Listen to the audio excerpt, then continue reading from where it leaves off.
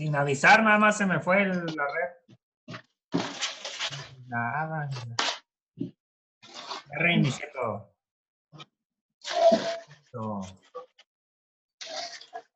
Vamos a ver reactivación de productos.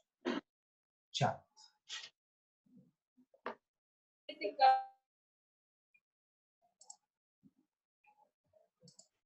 Sí, pues sí estás, Germain.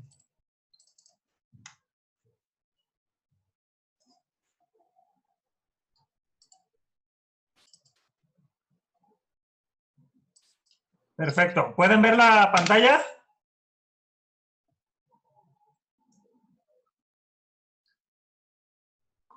Así es, profe, afirmativo. Muy bien. Ahorita comenzamos con la resolución. La ley del impuesto sobre la renta se divide en títulos, capítulos y secciones.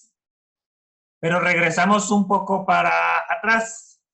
El fundamento legal de todo impuesto en México, la matriz, artículo 31, fracción cuarta de nuestra Constitución Política. En ella se establece la obligación de los mexicanos a contribuir para el gasto público de una manera proporcional y equitativa. Posteriormente tenemos algo que se llama Ley de Ingresos de la Federación, la cual da validez a todas las demás leyes que deriven para cobrar impuestos.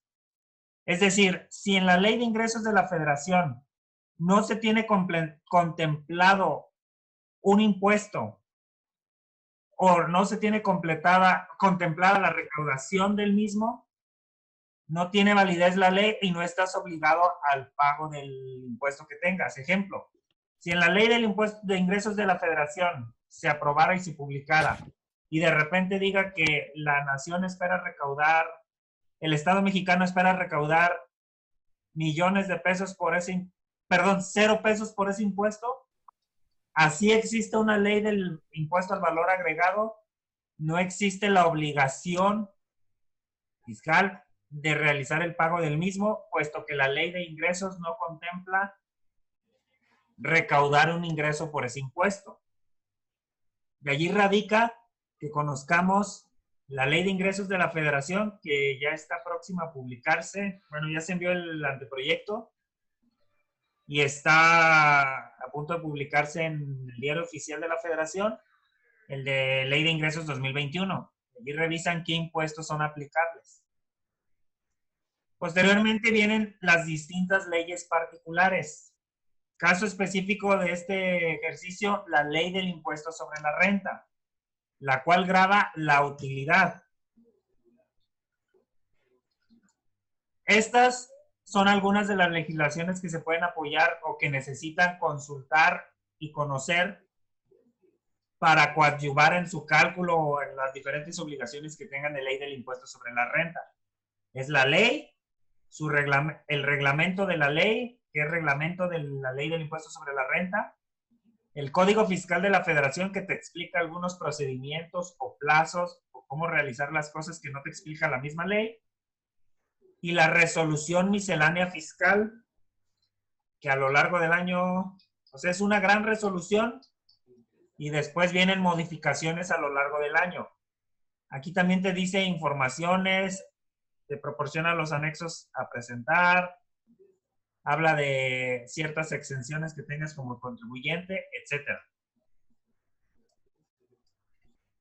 Esta ley del impuesto sobre la renta, a su vez, se divide en títulos, capítulos y secciones. Contempla 7 títulos. La última gran reforma de esta ley fue en 2014. Los títulos actuales, ¿cuáles son? Primero, disposiciones generales. Es decir, ¿de qué trata esta ley? Segundo título, de las personas morales.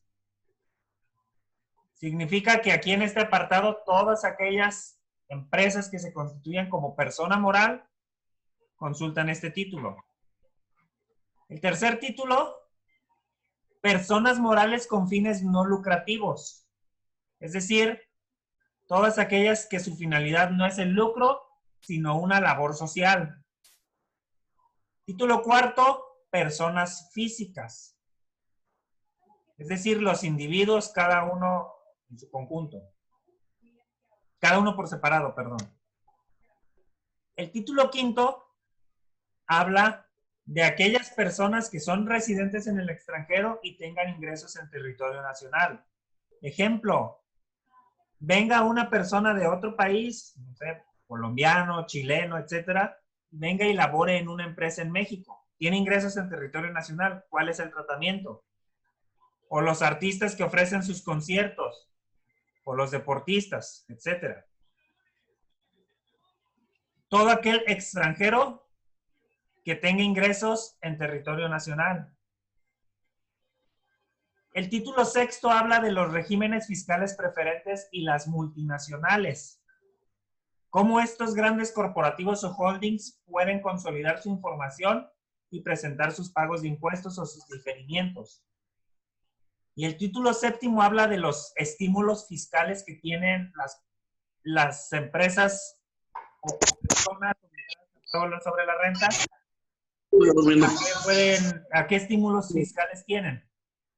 Yo me llevo a los chapulines. A su vez, los títulos se dividen en capítulos. Es decir, van de lo general a lo particular. Es por ello que podemos ver que en las personas morales, el título de personas morales habla de capítulos de ingresos, de deducciones, del ajuste por inflación, de las instituciones de crédito, de las pérdidas fiscales, del régimen opcional para grupos de sociedades, de los coordinados de agricultura, ganadería, silvicultura y pesca, y de las obligaciones en general de las personas morales. Es decir, el título habla de personas morales, pero ustedes ya después se pueden ir a cada capítulo en específico que les aplique. Si son agapes, si van a ser coordinados, etcétera, etcétera, etcétera. A su vez, los capítulos que requieran ser todavía más especificados se dividen en secciones. Un ejemplo de ello es el capítulo segundo, que habla de las deducciones, que se divide en 3 secciones. Es decir, ¿qué tipo de deducciones existen? A grandes rasgos, existen las deducciones en general, las deducciones por adquisición de inversiones, la deducción para determinar el costo de ventas o costo de lo vendido. Y ya es más específica la ley. ¿Dónde vas a comer chapulines? Papi, come chapulines, mira. Y así nos vamos con los chapulines. Coman chapulines. Ahora.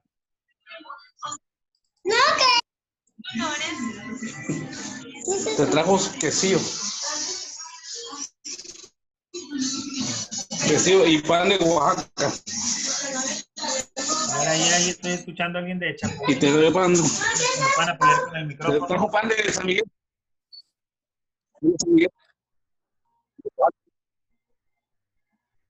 Es Germaín, profe. Para que me apoyen una vez con el micrófono, por favor. Ok. Ahora, una vez visto ese preludio, el ejercicio era para personas morales del régimen general de ley. ¿Quieres otro? Ven. Mira. Allí, de favor, apóyenme con el micrófono. O a ver, ¿aquí se puede silenciar? A mí. No puede silenciar, profe.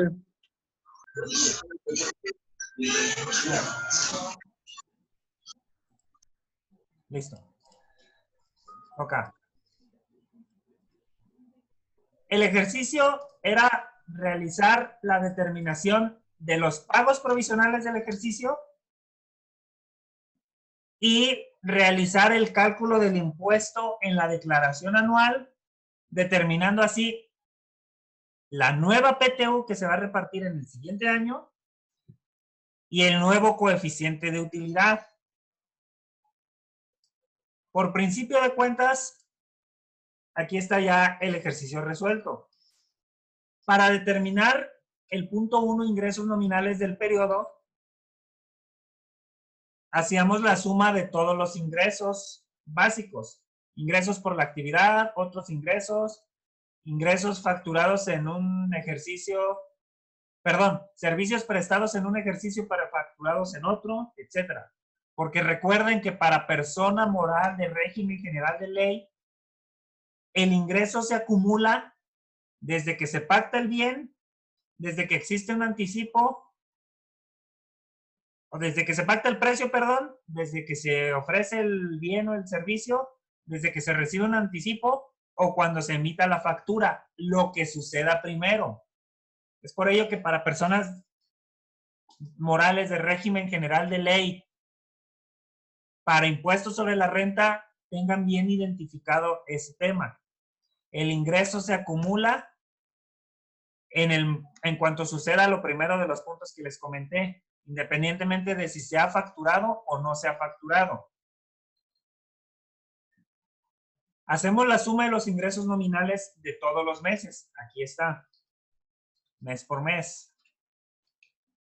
Con ello se obtiene una utilidad fiscal de 44 millones, de 73 millones, etc. La mecánica para personas morales que continúa. Multiplicar por el coeficiente de utilidad. Este coeficiente de utilidad se obtiene en la declaración anual. Pero si estoy en enero de 2020, ¿qué coeficiente de utilidad más reciente tengo? El de mi declaración anual de 2018, que presento en marzo de 2019.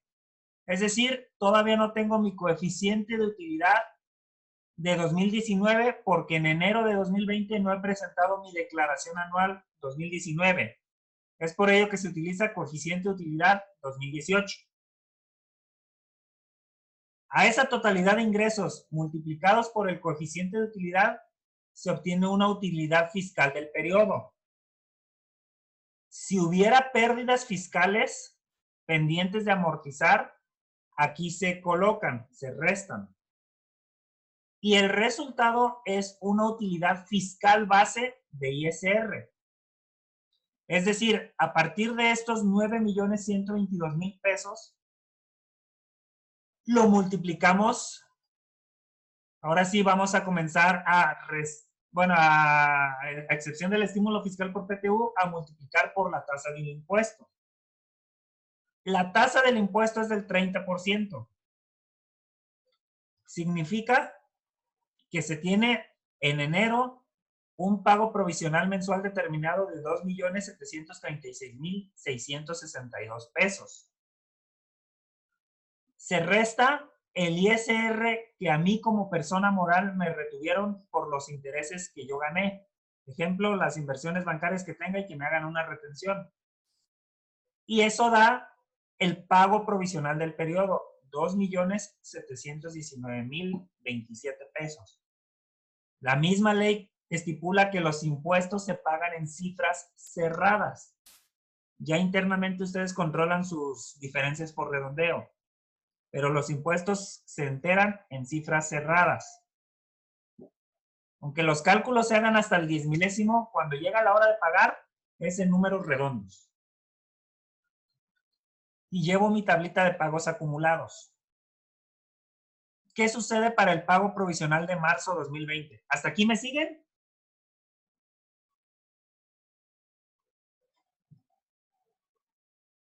Sí, maestro. ¿Hasta aquí duda? No. Parece que no, profe. Sígale. A la hora del examen. No, no es cierto. Llega marzo. Vámonos.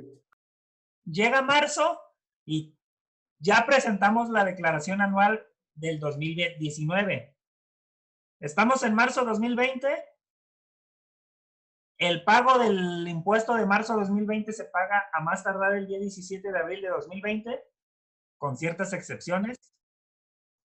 Significa que ya debimos haber hecho la declaración anual de 2019.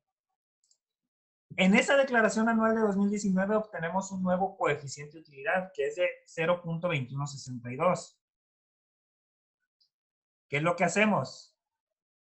La misma mecánica, sumamos los ingresos, multiplicamos por el nuevo coeficiente, obtenemos una utilidad fiscal base, no tenemos de momento estímulo fiscal por PTU, ni deducción inmediata, que este ya no existe. Multiplicamos por la tasa del impuesto, nos obtenemos un pago provisional previo determinado, restamos los intereses ganados. Y aquí especificamos cuánto hemos pagado, o sea, llevamos el control de cuánto hemos pagado anteriormente. ¿Por qué? Porque aquí, si se fijan, si dejamos simplemente los 3.759.901 menos los 11.492, es como si nosotros fuéramos a pagar 3.748.409. Y aquí dice 4.174.854. ¿Por qué? Porque son las diferencias que vamos a pagar por el cambio de coeficiente entre un año y en otro. Es decir, enero y febrero es correcta mi cálculo y mi mecánica, porque yo todavía no tenía coeficiente de utilidad de 2019. Es correcto que haya utilizado el coeficiente de utilidad de 2018. ¿Pero qué dice la ley? En cuanto obtengas tu nuevo coeficiente de utilidad, vas a ajustar tu pago provisional de marzo para que vaya acorde con tu nuevo coeficiente de utilidad. Si tu coeficiente de utilidad es más alto que el que habías calculado anteriormente, vas a pagar una diferencia de impuestos. Ojo, no es actualización ni recargo. Es como un ajuste para ya solventar la diferencia de estos 2 meses.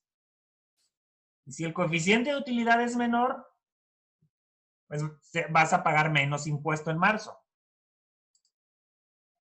¿Qué es lo que hacemos? Aquí tenemos una tablita de lo que realmente pagamos en enero y en febrero de impuestos, que son 7.223.528 pesos. ¿Cuánto debió ser? Con el coeficiente del 21.62, debió haber sido 2.879.850 pesos en enero y 4.770.123 pesos en febrero. Es decir, se debió haber pagado 7.649.973 pesos, pero solamente se pagó 7.223.528 pesos porque no tenemos el coeficiente nuevo. Es decir, que a lo que nos salga de impuesto en marzo vamos a sumarle a su vez 426.445 pesos, que es restando lo que debió ser contra el pago real. Y así obtenemos que nuestro nuevo pago para marzo es de 4.174.854 pesos. Y así es como ajustamos. Repito, no es un castigo, ni es una actualización, ni es recargo. Es simplemente ajustar la diferencia porque ya obtenemos el nuevo coeficiente. Hasta aquí, ¿alguna duda? No, maestro. Pasamos a mayo. Mayo, la legislación que nos estipula el artículo en ISR. En ISR, ¿qué nos estipula la legislación? Pagar la PTU a más tardar dentro de los 60 días posteriores a la fecha límite de pago de la declaración anual. Si la fecha límite de la declaración anual es el 31 de marzo, los 60 días posteriores es el 30 de mayo. Significa que a más tardar el 30 de mayo, las personas morales que estén obligadas al PTU y que hayan obtenido utilidad para pagar PTU, necesitan realizar el pago de PTU. A más tardar, lo pueden hacer antes, pero a más tardar el 30 de mayo. Sale. Paga PTU. En mayo,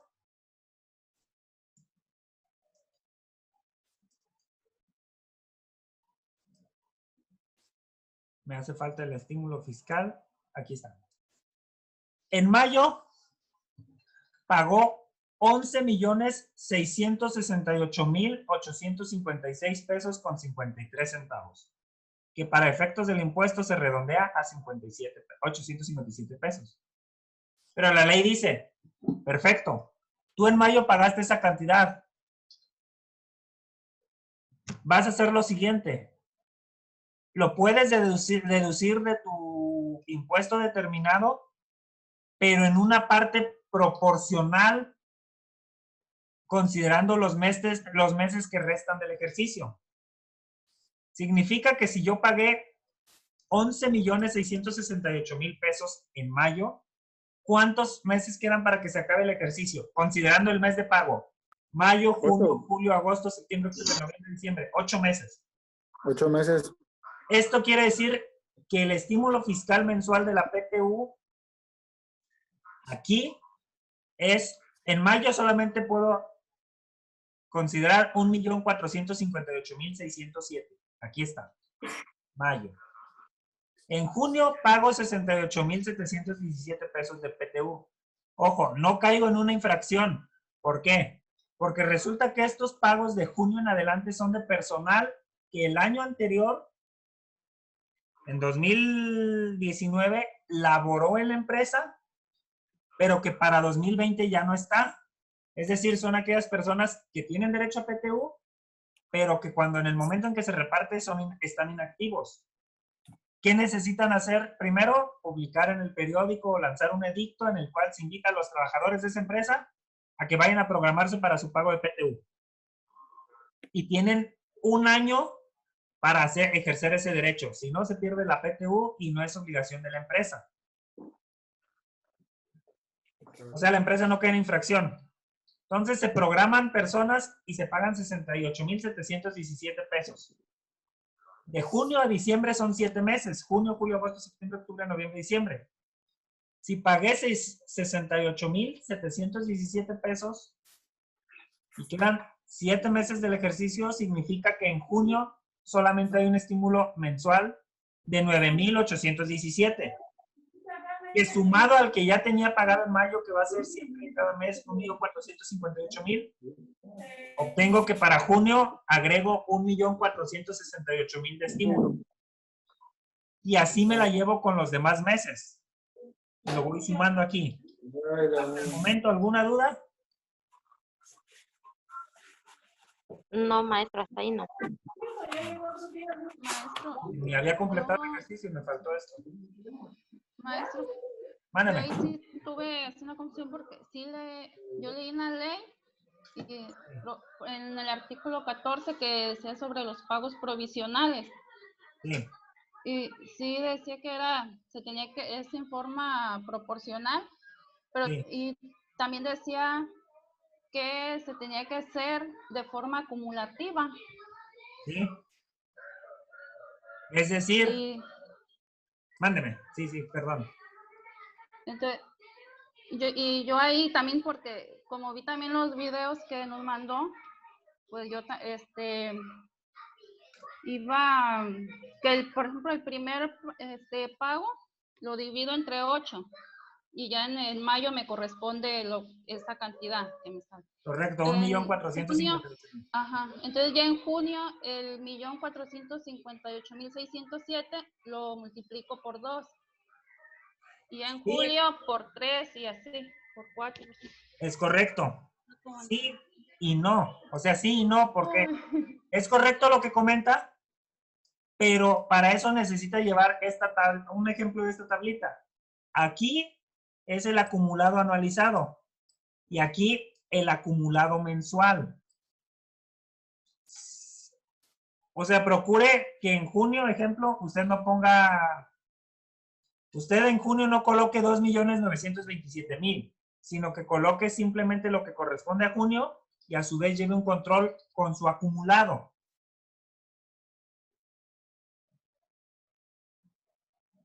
¿Me explico?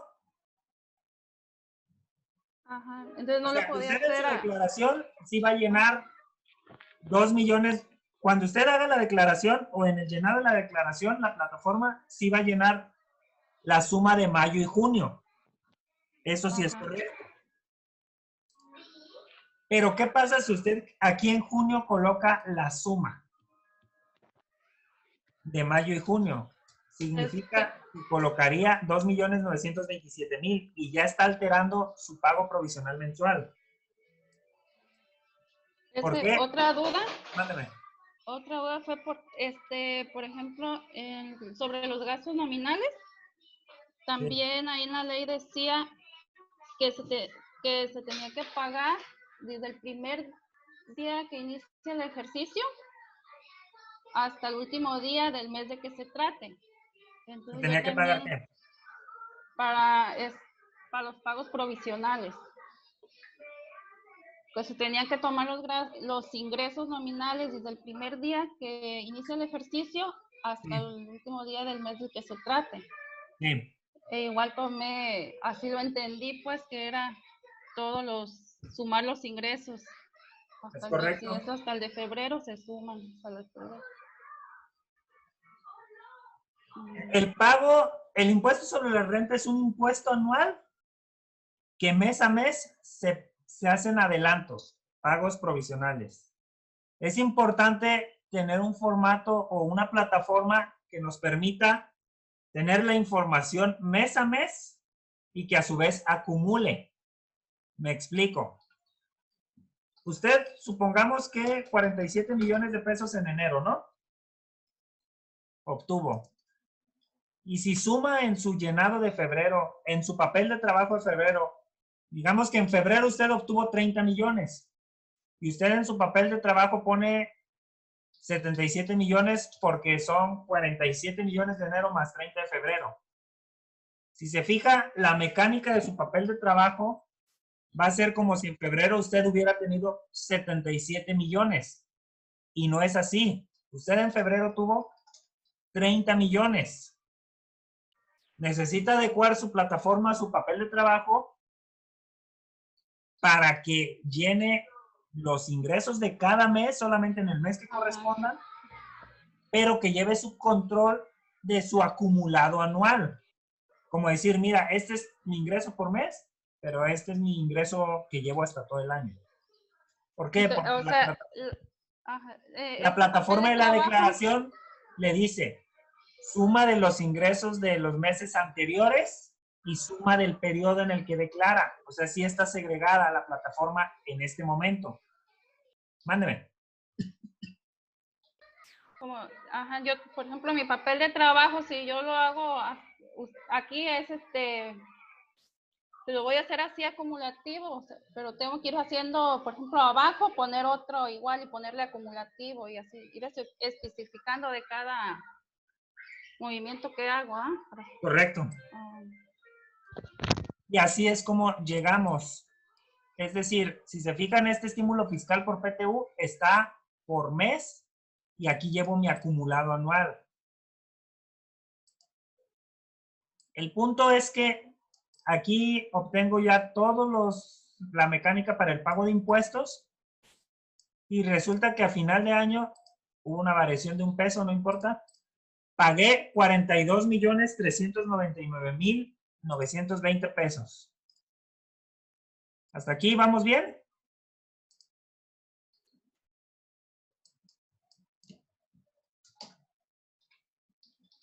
¿Sí?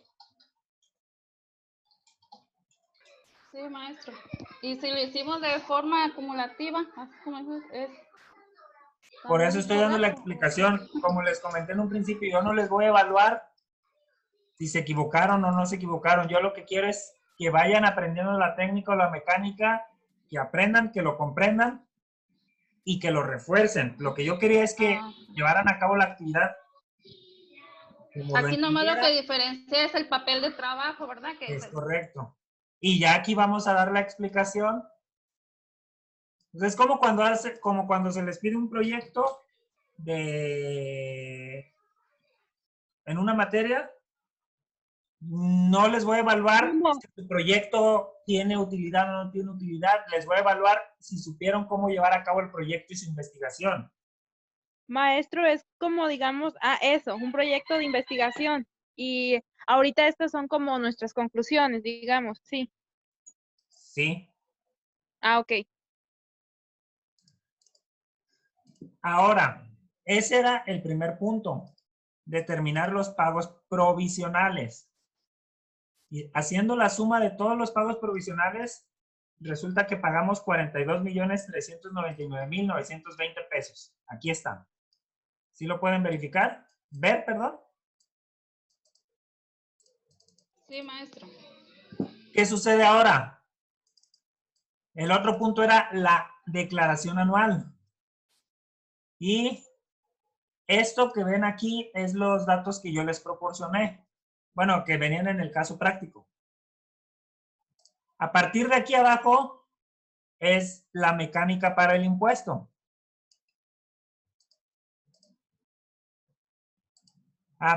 Esto creo que también se los proporcioné. Esto. Sí, eso también venía. Hasta aquí es la información proporcionada en el ejercicio final. Y aquí esta parte es cómo se determina.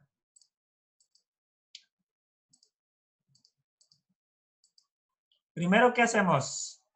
Obtenemos la suma de todos los ingresos. 7.004.450.327 pesos. Aquí está. ¿Lo ven?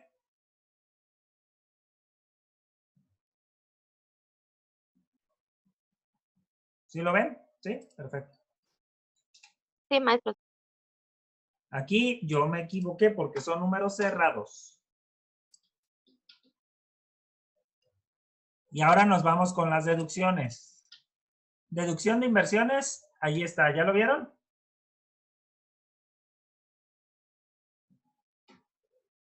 Sueldos y salarios, aquí está. Otras deducciones, pues sumé todo lo que no fuera sueldos y salarios, etcétera. Después, ¿qué coloqué? En el artículo 28 de la ley del impuesto sobre la renta que habla sobre las deducciones y los requisitos de las deducciones, hay un punto, una fracción muy importante, la cual explica, mira empresa, si tú eres una empresa que parte de las deducciones que lleva a cabo son servicios, son ingresos exentos para el trabajador, fíjate que tienes de dos sopas. Eso que hayas pagado al trabajador y que no sea ingreso para el trabajador, o sea un ingreso exento por el cual no se le calcula impuesto, tú no te lo vas a poder deducir al 100%. Te lo vas a poder reducir solamente al 53% o al 47%, dependiendo de qué.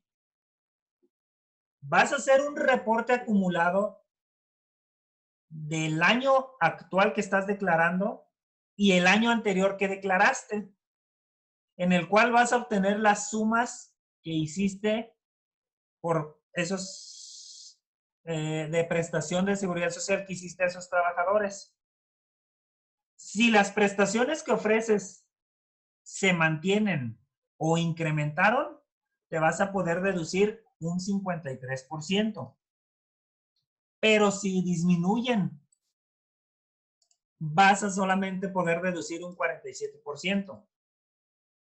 Ejemplo de aquellos pagos que son ingresos exentos para el trabajador, los vales de despensa hasta cierto monto, ayuda para comida hasta cierto monto que le cuesta al trabajador, ayuda de transporte, fondo de ahorro, etcétera.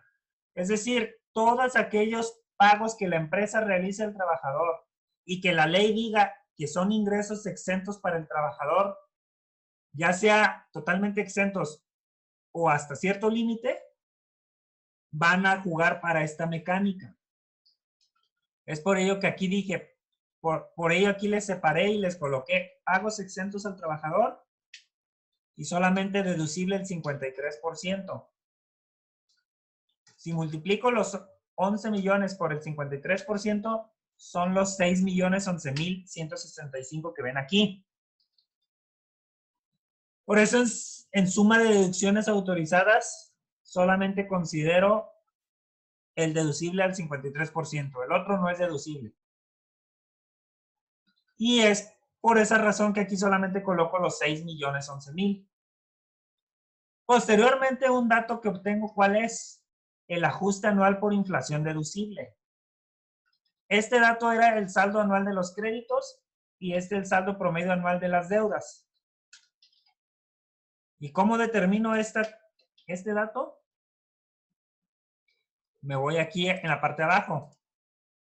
Me puse este INPC hipotético en base a las proyecciones que hace Banco de México.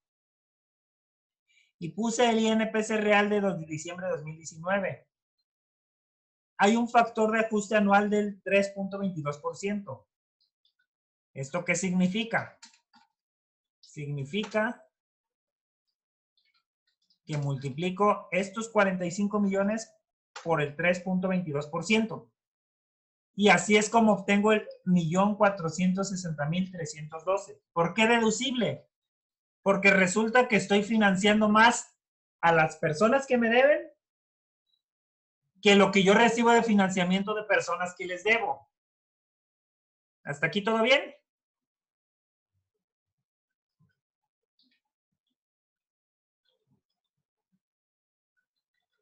Tomaré eso Pues, como... bueno, yo maestro, la verdad, ahí de hecho le puse, yo tomé en cuenta, como no tenemos el INPC de diciembre de 2020 y desconocía lo que nos comentó, yo puse el INPC de octubre del 2020.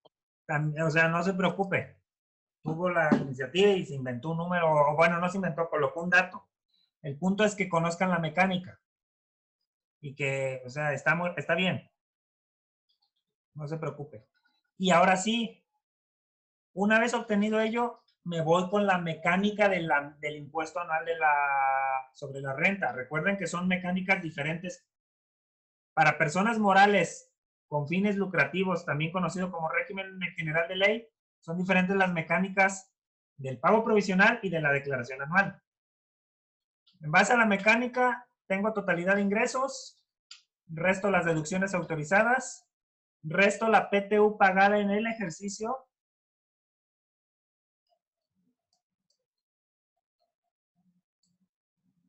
$11.797.772.12. Aquí está. Y eso es igual a una utilidad fiscal. Resto pérdidas fiscales de ejercicios anteriores que no tenía. Y es un resultado fiscal. Esta es la nueva base gravable para PTU, no para el impuesto sobre la renta, para PTU. Multiplico por la tasa del impuesto, obtengo un ISR del ejercicio, resto los pagos provisionales efectuados en todo el año, los 42.399.920, resto el ISR que me retuvieron en el año, los 193.404 pesos, obtengo un impuesto a cargo de 89.795.000. Este es el impuesto a pagar en la anual.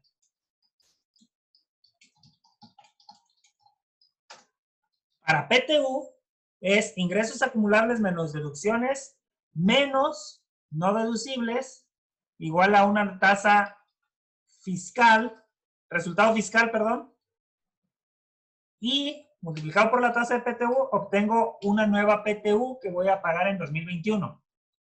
La señal se va a cortar, ahorita termino la sesión y continuamos con los puntos finales. ¿Sale? Sí, maestro, está bien.